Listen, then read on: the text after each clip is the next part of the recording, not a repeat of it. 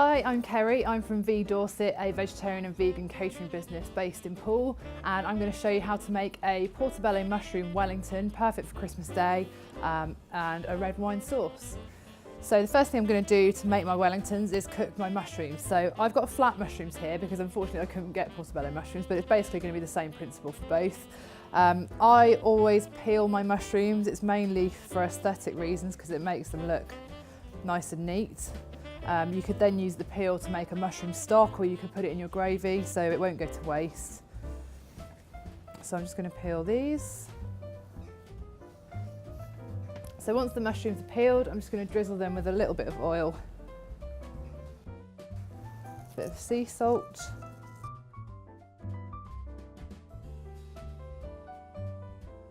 and then I'm just going to strip a couple of sprigs of thyme.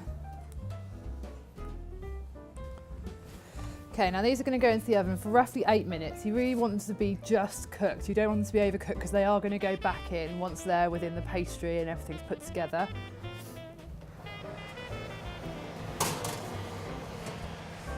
The reason why we pre-cook them is to make sure that as much of the moisture as possible has come out, otherwise you're going to end up with a big soggy mess when you come to cook your pastry. So the next thing I'm going to do is cook some red onions. I've got 2 diced red onions here.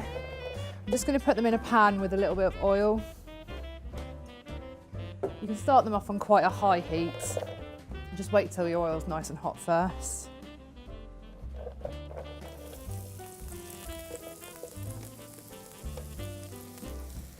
Going to season them up with a pinch of salt.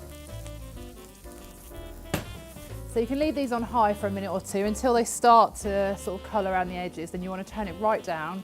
We're going to cook them for around 8 to 10 minutes until they're really cooked through, they're nice and caramelised and all the sweetness has been brought out into them. Okay.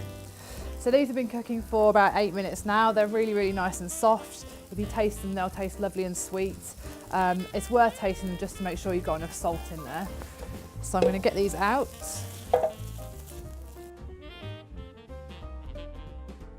So now I've done my onions, next I'm going to wilt off some watercress. So you can treat watercress exactly like spinach, it wilts down in the same way, but it has a much stronger flavour. So for this, it's just for 2 people this recipe, but I'm going to use a whole bag of watercress because as I said, it will come down a lot and you're going to lose a lot of moisture out of it. So once your oil's hot, you can add it in there. Good pinch of salt. I'm just going to keep it moving because you don't want too much cooking on one area of it, otherwise it will burn.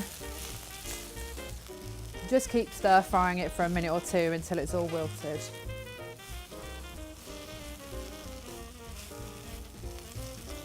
This is all wilted off nicely, so I'm just going to take it off the heat. Now because of the colour, we need to get this cooled down as quickly as possible or it might turn brown, so I'm just going to run it in some cold water.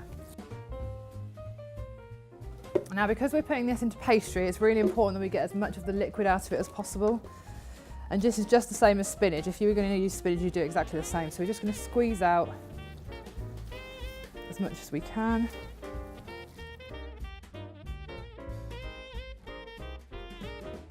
So by now your mushrooms should be cooked.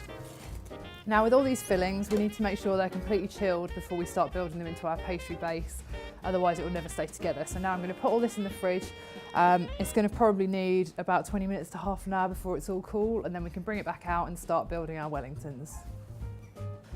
So the next thing we're going to do is to build our Wellingtons. So I've got some pre-made puff pastry here. So most shop-bought puff pastry is suitable for vegans, but it's always worth just double checking the ingredients just to be sure. You can make your own. Vegan puff pastry is achievable. You can use vegetable fat in place of butter. There's all sorts of different recipes out there. But yeah, if you're just looking for convenience, you want it to be quick, then there's no harm in we use Just Roll, so there's no harm in buying it. I'm going to roll it out onto a floured surface.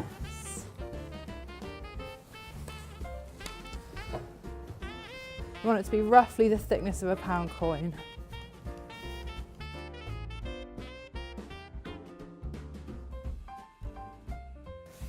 good tip to get it nice and even is just to feel around the edges. That way you can tell if there's any thicker bits or slightly thinner bits.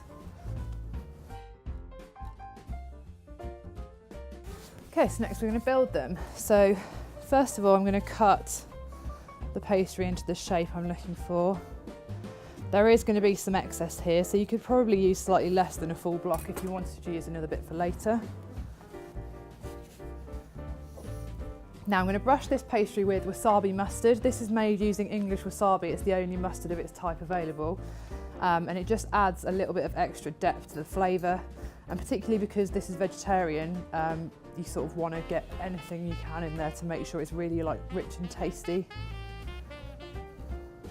You need to make sure you're leaving a bit of a border around the outside so that it all sticks. So the first thing we're going to do is put a bit of watercress on the bottom of each one.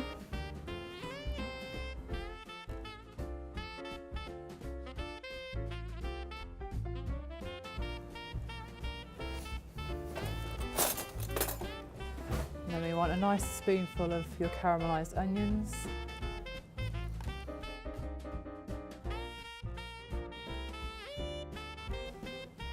Place on your mushrooms. And then I'm going to put a little bit more onion inside.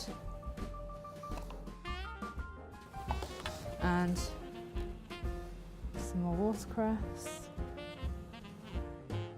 And then on top, your second mushroom.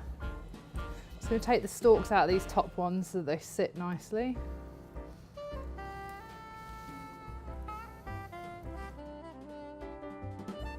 So to help the pastry stick, I've made a vegan egg wash.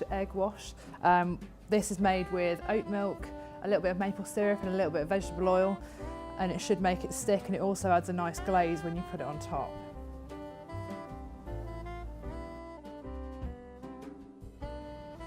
So now I'm going to fold it over. Make sure you're pressing down really nice and firmly. You also want to try and avoid air bubbles as much as possible. I'm going to trim off the excess pastry. And then just to crimp the edges, I'm just going to go around with a fork. It looks nice, and it also just makes sure that they are actually sealed.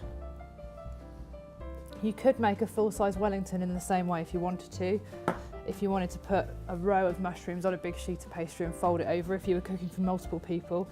I sort of designed this with the thought that a lot of people might have one vegetarian coming round or one vegan person coming round for Christmas dinner. So we're going to put our Wellingtons on a lined baking tray. And I'm just going to brush them with the same glaze we used earlier.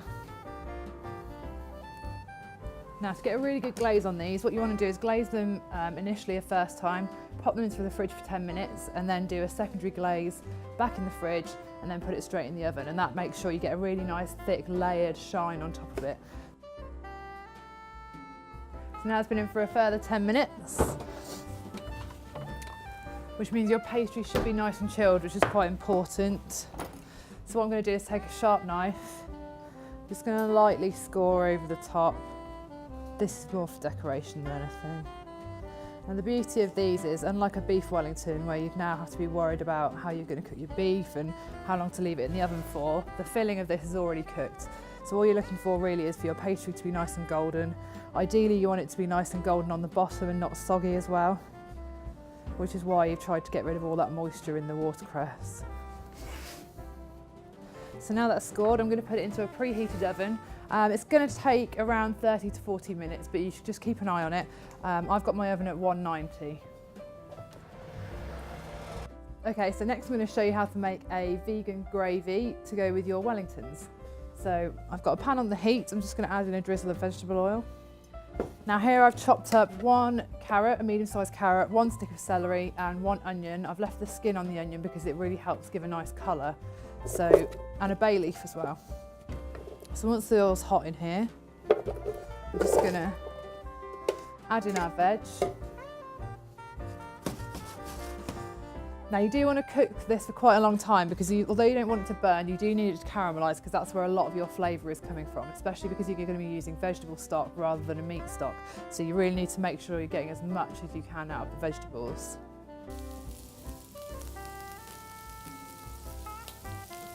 So once your veg is nice and caramelised, we're going to add in 2 teaspoons of flour.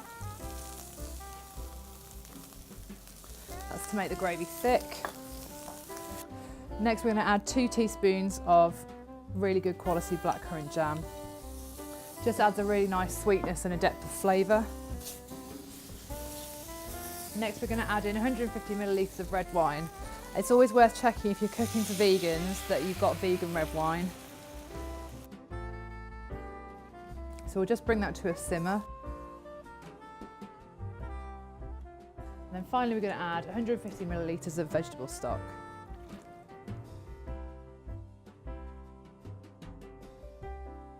Now once you've brought this to the boil, you're going to need to turn it down and let it simmer for a good 10-15 minutes, possibly more, because you want the veg to be soft. You want it to have cooked through so that you've extracted most of the flavour from it. So once your veg is soft and your gravy's at the right consistency, you want to pour it through a strainer.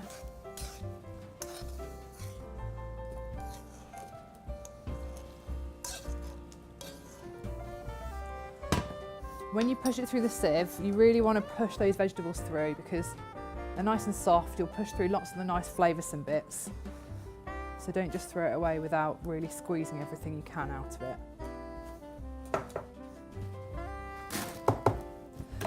And that's it, that's your vegan gravy. So now you've got that ready to go with your Wellington. You can keep it to one side and just reheat it once you need it, or you could actually keep this in the fridge or freezer now. These have had about 30 minutes in the oven. You can see they're nice and golden on top. And if you look underneath, you can see they're nice and cooked on the bottom. There's no soggy bottoms. And there we go. There's our red wine gravy and our portobello mushroom Wellingtons.